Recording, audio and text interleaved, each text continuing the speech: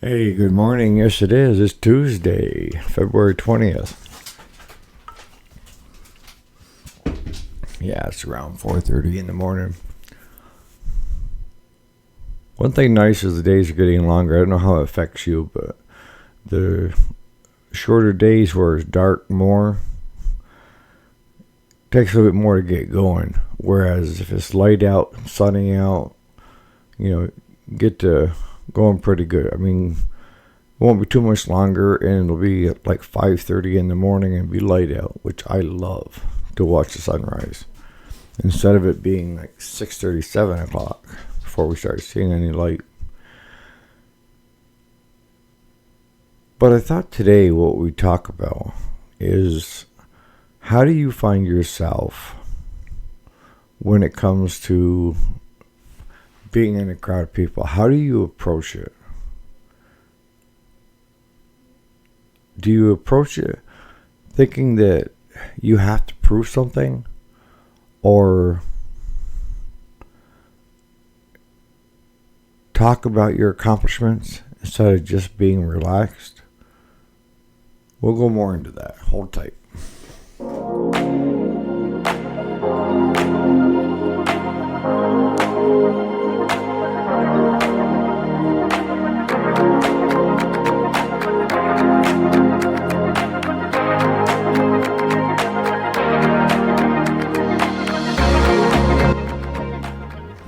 So welcome back.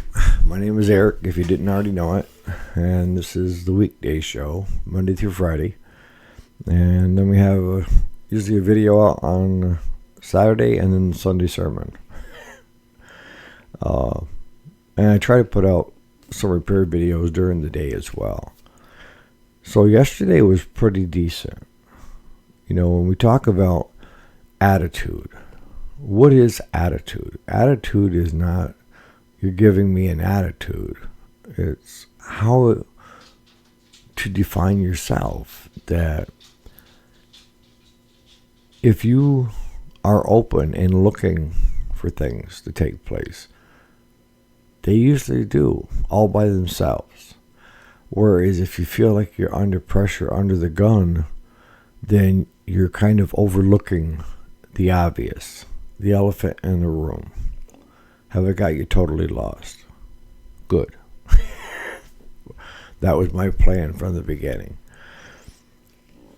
No, I mean, I was talking to you guys last week about how things have been super, super slow. Right? And trying to figure out how to make some changes in how we are doing business. Now, I'm staying just as busy, but you guys have got me on this shop challenge, tool challenge, everything else, and which I've loved every step of the way. Don't get me wrong. You guys have been, awesome. But one of the things that I noticed is how much are you applying yourself? How much are you really putting into getting new business? Not your return customers, new business. And sometimes you have to just get someplace where it's really quiet and do some soul searching and be honest with yourself. That's the key. Is a lot of times we lie to ourselves just to not self-destruct, if that comes across.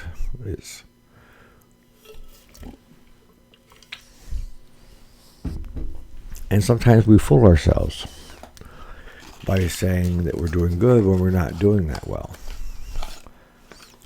Well, one of the things that I did was, and I used to do this quite often, and I hadn't done this in a long time, and that is have it nice and quiet and just sit there and think. Are you applying yourself?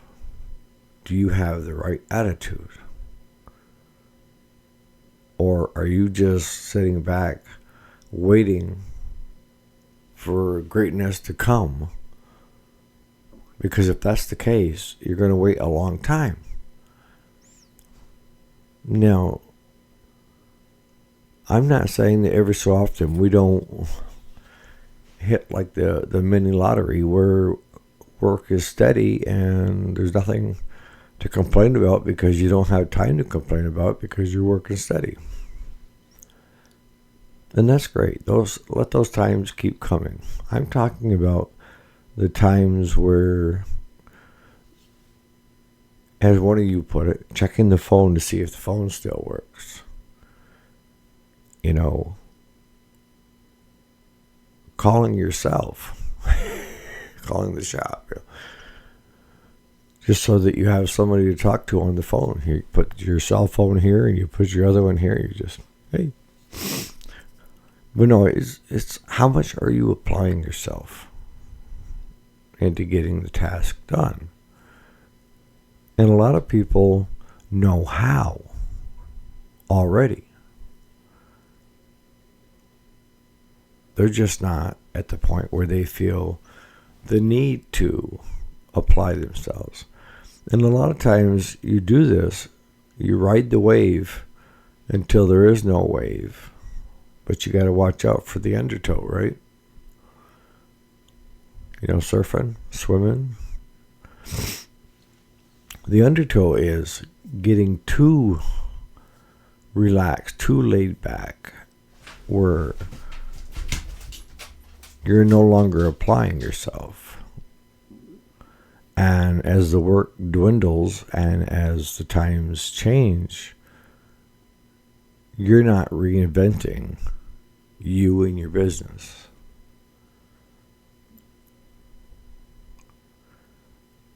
But while I was sitting there soul searching and, you know, being honest with myself, the first thing that popped into my head was, what would you tell somebody else that's going through the same thing you are right now? What are the steps? And the steps are, get off your duff, quit your whining, and dust yourself off, and let's get to work. And the way we're going to get to work is, first of all, what mediums do we have available to get word out about your business? See, one of the best is Facebook. Facebook has umpteen thousand groups. And depending upon what your business is and your model is, if your model is set up for locale, then you need to concentrate more on people in your local area. Where are they spending their time? What are the groups that they're involved in? And a lot of times you'll have, like on Facebook, you'll have township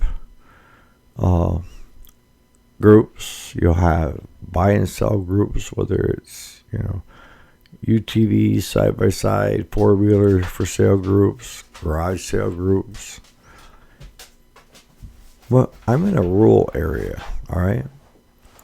And you wouldn't think there'd be that many groups. But within a 35, 40-mile radius, which is our normal operating distance, there's over 100 groups. I didn't even know.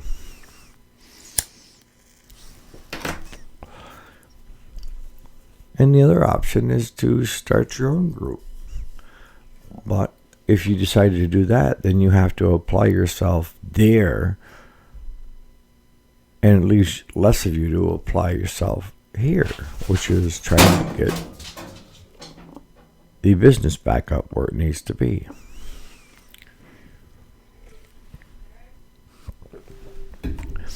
So one of the first things I did Saturday was I did a shout out on Facebook, my my personal channel, or my personal, what do you want to call it? And I did another shout out on my Facebook for Northern New York Parts, which has got like, I don't know, 5,000 or 6,000 followers. And then I started looking to the buy-sell groups and the local community groups and asking permission with the administrators. Is it okay to post a little blib about if you have any of these things that need to be repaired or worked on? Here we are. We love to help you out. We love to do business with you. Here's our address. We do pickups if you need to. Like a one paragraph, maybe with a couple pictures. And most of the admins I have found, if you approach them first, because the last thing they want is someone spamming. So if you take a template and you just start hitting across every buy-sell group or every community group, what you're going to find is a lot of them overlap. And when I'm saying overlap, that I may be part of 4 of those groups, right? And if you spam all 4 groups with the same template, the same message, the same, what's going to end up happening is you're going to piss me off, because now I'm getting hit from all different directions. No matter where I go, there you are. But what ends up happening is you end up pissing that person off, me off, because I'm seeing you spamming across my Facebook feed. Now, I'm not talking about paying Facebook for advertising. You can do that. We've done that. And with a very little return on investment. The money we spent, trying to do Facebook ads to the amount of volume it brought us in for work, a big fat zero. But by using your personal account, if you have a business page, by visiting the groups. Now, if you try to put an ad on Marketplace for a service, good chances are they'll kick it out as going against the rules, right? But you have every right to post within the groups, okay? And you may have to do that one at a time. Now, if you're posting something for sale on Marketplace that does go along with the rules that they have in place, then they give you that option of goes to Marketplace, and then here are all the groups you belong to, and you can checkbox them all. And one of the ways to do that, kind of skirting a little bit, but is to have something for sale from your business. Let's say you do haircuts, is a reduced price on a haircut is your ad, and then within your ad is here are the hours, and if you want or need your haircut by appointment only, this is the number to reach us at, or reach us here at Facebook. Doesn't have to be big whoop-de-doo. But again, you got to be careful, because you got to follow Marketplace, Facebook Marketplace's rules if you want to place on Marketplace. If you want to put it in the groups, that doesn't apply. And a lot of times they don't tell you that.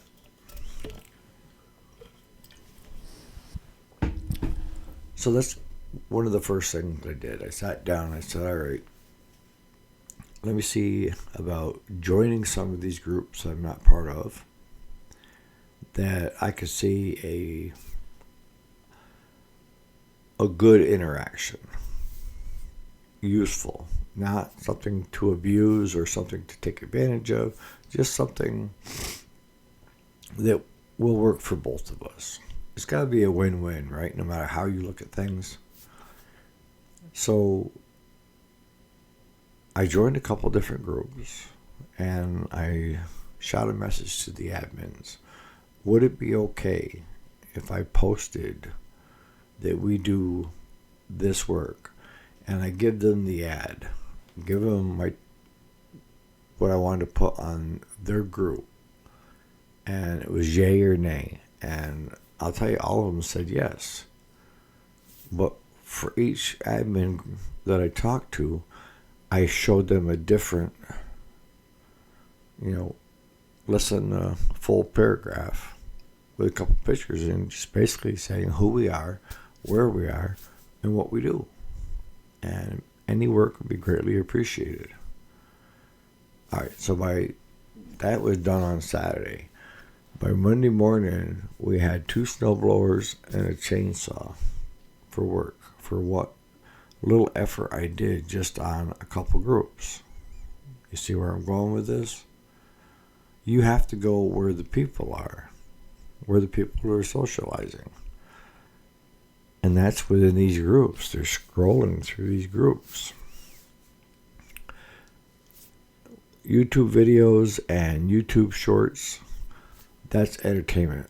That's what they're looking for. They're not looking and wanting you to be selling them something or trying to get them to take you up on your service. Now, I know that a lot of your YouTubers that have got a decent following, are selling hats, t-shirts, coffee mugs, different crapola with their, logo and one-liner or something on it. And I know some are affiliate marketing, and that is they're showing you products in their videos and then they're linking them in the description to mostly Amazon, because that's where you do most of your affiliate marketing. Is if you can get that person on your video to click and go over and buy that item, Amazon will pay you pennies on the dollar for referring one of your people over to them. And then others are getting sponsored. When I say sponsored, I mean they've got a big enough following. So let's say for our shop, Craftsman wanted to sponsor us, or Harbor Freight, or something that would get in front of the people that are on my channel, that they think would be a good fit. Because that's what advertising's about. Is you don't advertise a horse and a buggy to someone that isn't Amish, unless they happen to be, a buggy racer at the racetracks, So a lot of these sponsors, they're looking specific. Is, will your group of people that are coming to your channel want to buy our product if they see it? So yes, there are ways that you can make money on YouTube, but the long and the short of it is, when it comes to advertising your business, especially if you're trying to advertise locally, it's really hard on YouTube, right? The other option you have is Craigslist. Now, the only people that are looking at Craigslist are old people that have not wanted to switch over to Facebook Marketplace yet. I just got clawed here a month and a half, 2 months ago to finally get a Facebook account. I helped him create it and got him a Facebook account. Because I was showing him the different stuff that was for sale on Marketplace. And that's where he likes to go, is to look at all the stuff for sale. And he'd always gone to Craigslist. And Craigslist is kind of a dying dinosaur. And you got to be careful on that. But you got to be careful on all the mediums. But getting back to, if you do it right with Facebook, it's not going to cost you anything. You're not out anything but your time. And by what little time I did on Saturday morning before we started cutting meat, got us 3 jobs that we had knocked out by noon yesterday. And you're thinking, well, how great are the jobs if you had them all done by noon? Well, because they're paying jobs. And the thing with our shop, and the way it's always been, is that keep it simple, stupid, and diagnose equipment correctly and get to the heart of it quickly. I mean, we had a chainsaw come in. It's a John Surratt, I think 2065 turbo. Guy said he couldn't get it running. And he dropped it off, and I checked compression. Compression was 125 on it. The plug looked pretty fouled. So I put the plug back in it, just a new plug in it, to see what that would do, and she fired right up. So the plug had gone bad. How far are you going to go with that? If it's running the way it should, revving up, I stopped there. Put a new plug in it, put the cover back on it, and I noticed that the chain is pretty dull. So as part of the hour, I grabbed my file and I filed his chain. So it was nice and sharp, so that he's not spending an hour trying to cut one block of wood. The one Troy built snowblower, how it happened, I haven't got a clue, but the auger pulley and another pulley got hooked on each other, and just simply taking off the black cover, able to tap it back, and it went back into place. Issue solved. Put the cover back on, screw it down after we checked the belts and so forth. But we had done a service on that this fall, so we had that knocked out. And the other snowblower, the guy had bought it new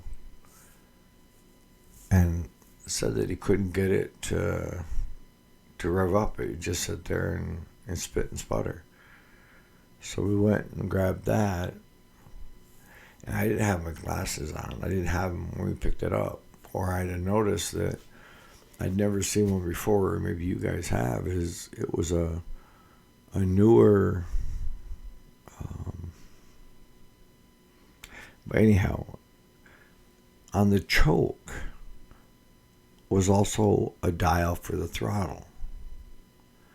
And when Claude was talking with John about his snowblower, Claude didn't notice that was a throttle. So when we got it back to the shop, I told him, you take that one, I'll take this one.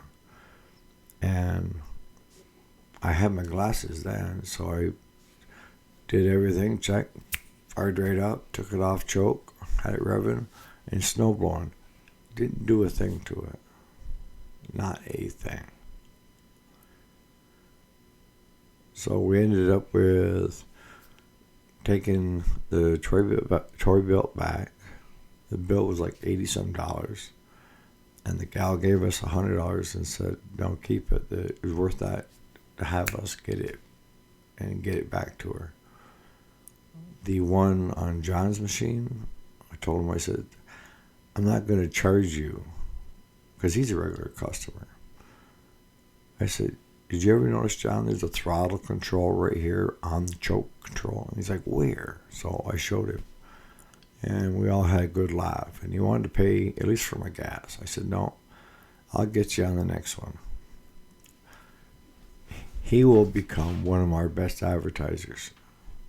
That $20 that he was offering, he will get us more work than that $20 will ever get for us. And like you said, Jason, the word of mouth. That's how it works. And Scott with the chainsaw, he picked it up, and he got billed an hour, and he was thrilled that the saw ran great and the chain was good and sharp. And he said, do you sharpen chains? I said, yeah.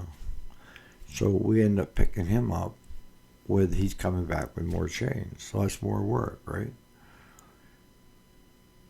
Some of the shops look at it and say, well, we need the shop hours, so let's make this last as long as possible.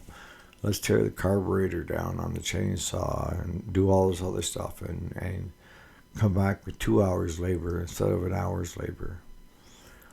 And I'm not of that same cloth. I treat my customers and their machines like they were my own.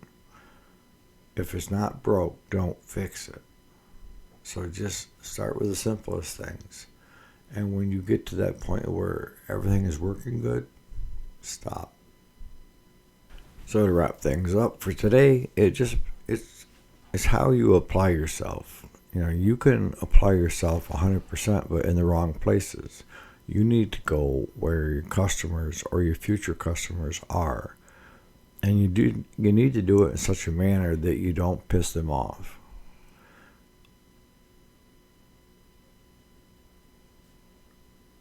And you need to get off your duff and dust yourself off and get back in the game if things have changed and things that used to work are not working now.